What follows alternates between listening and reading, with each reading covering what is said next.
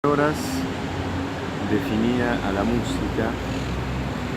como el álgebra del alma. Me quiero referir a esta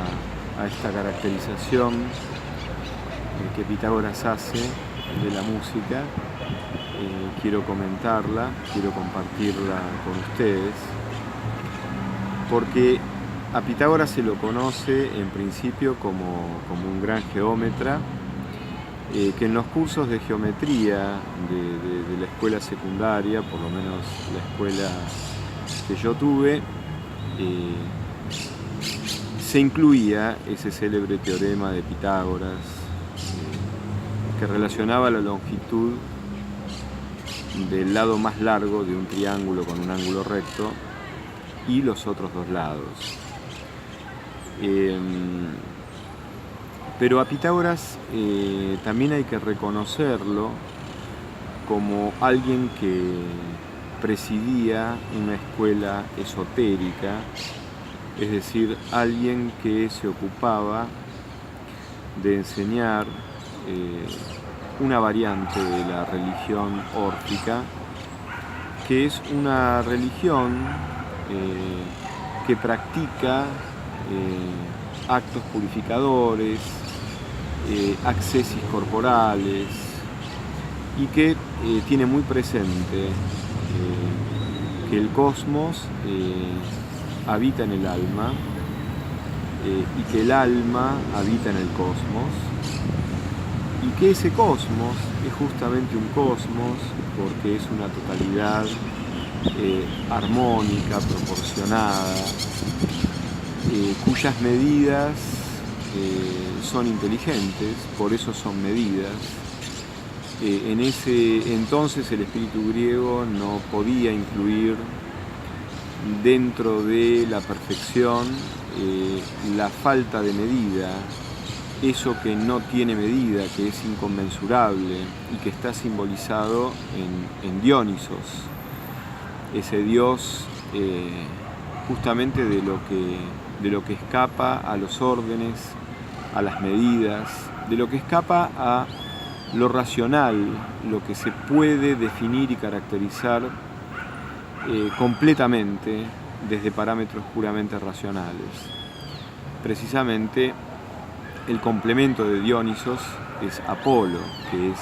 el dios de la medida, el dios de las proporciones, el dios de la belleza, el dios de todo lo que puede ser comprendido desde la medida que la razón es capaz de reconocer en las cosas, porque justamente desde esa medida la razón comprende a las cosas. Entonces,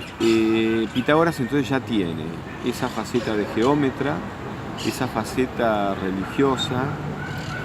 y estas dos facetas él las compone en una síntesis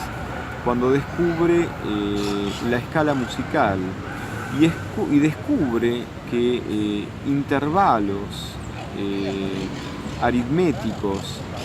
son los que dan cuenta de cómo es la sucesión de las notas en la escala básica. Esto lo hace a partir de tensionar una cuerda, medir vibraciones, captar sonidos a través de esas mediciones, dándose cuenta de que hay una proporción entre las notas. Por eso esta mención de que en esta proporción cuantificable aritméticamente, Pitágoras halla una dimensión algebraica en la propia música. Ahora, esta dimensión algebraica Pitágoras la refiere al alma. Pitágoras dice que la música es el álgebra del alma. Y el alma está inscripta, sobre todo en este contexto, en lo que es el tiempo, el devenir temporal. Nuestra alma deviene en estados diferentes, deviene en estados perceptivos diferentes, en estados emocionales diferentes, en estados racionales e intelectuales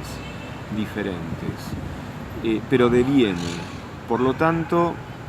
el parámetro natural de todo nuestro proceso anímico, racional, espiritual, emocional, afectivo, es el parámetro de la temporalidad. Kant define a este parámetro como el sentido interno, el sentido en el cual nos sentimos y nos sentimos ser idénticos a nosotros mismos a lo largo del devenir de todas nuestras experiencias, de todas nuestras representaciones, de todos nuestros estados. Entonces, lo que hay que esclarecer, aunque sea mínimamente en este pequeño video, es por qué la música es el álgebra de este devenir del alma. Y fíjense que cuando uno tiene una experiencia estética a través de la música, a través de una canción o de una melodía, de una pieza puramente instrumental, uno cuando gusta de esa pieza, cuando se puede conectar con el devenir de la pieza, cuando puede conectarse emocionalmente, es cuando uno puede conectarse, cuando uno puede encontrarse con ese proceso de la música que pasa a ser un proceso propio y uno está en conjunción con la música que deviene, cuando uno deviene en sus estados internos con el devenir de los estados de la propia pieza musical que uno está escuchando y con la cual uno se está encontrando.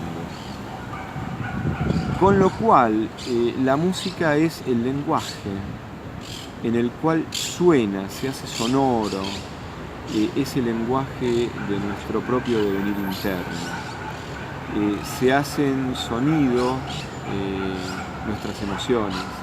se hacen sonidos nuestros pensamientos, nuestras ideas,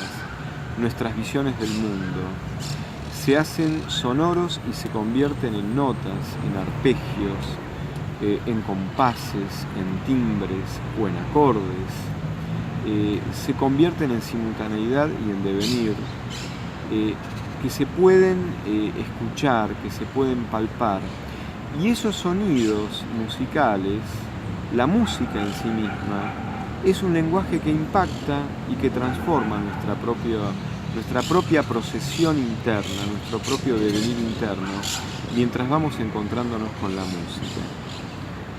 En las proporciones aritméticas de la música, en las proporciones que devienen música, compases, acordes, acentos, tonalidades y cambios de tonalidades, en esa procesión aritmética del devenir de la música, nosotros vamos ordenando en medidas armónicas y proporcionadas ese caos interno que es nuestro devenir y que se va moldeando, se va docilizando, se va haciendo comprensible, se va haciendo clarificable, se va apaciguando toda esa procesión y esa mortificante procesión interna que tal vez comenzó siendo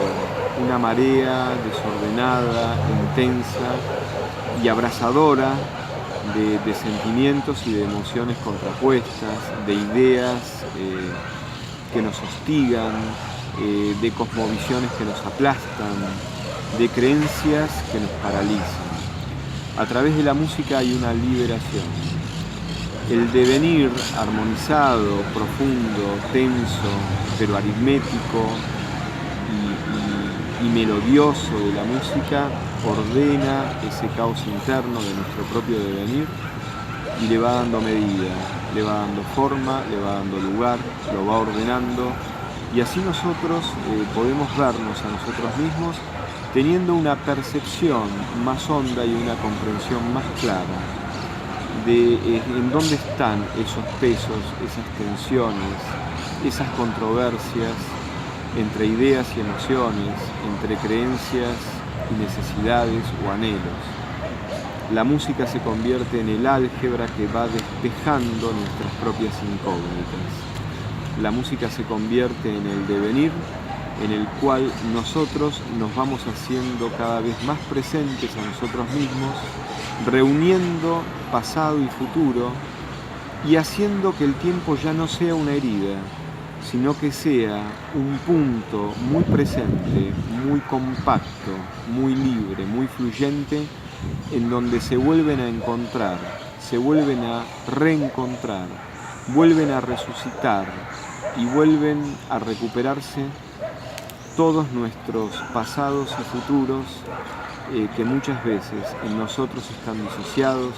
están enemistados en polaridades inconciliables. La música entonces es esta álgebra que con métodos aritméticos, armónicos, melódicos, rítmicos, va haciendo que se despeje nuestro desorden interno, nuestras tensiones, nuestras contradicciones, para que se vuelvan armónicas, para que se resuelvan, al menos en una transparencia. Acá la resolución no es el final feliz, sino que la resolución es que ahora todo está a la luz y todo está claro, y entonces estamos claros ante nosotros mismos. Esto es lo que yo les quería compartir en este pequeño video. Por eso hay grandes compositores en la música. Hay compositores que son grandes creadores, como todos los grandes artistas, y que son capaces de dar a luz algo tan inédito, en lo cual no solamente respira ese sello original y singular del artista en cuestión, o sea, del creador de la obra en cuestión, sino que en esa transparencia tan singular nuestra universal humanidad y nuestra situación también singular y personal encuentran un espejo en donde revelarse, en donde despejarse, en donde reconocerse y en donde profundizarse. Las grandes creaciones de la música son esos espejos sonoros que algebraicamente van ordenando y reordenando y resignificando con más hondura nuestros estados internos hasta que nosotros, en definitiva, nazcamos a ese núcleo, a ese tesoro que estaba tan escondido, que estaba tan arrumbado y que estaba tan invisibilizado. Entre esos compositores, quien me conoce sabe que Chopin ha sido y es y será ese espejo maravilloso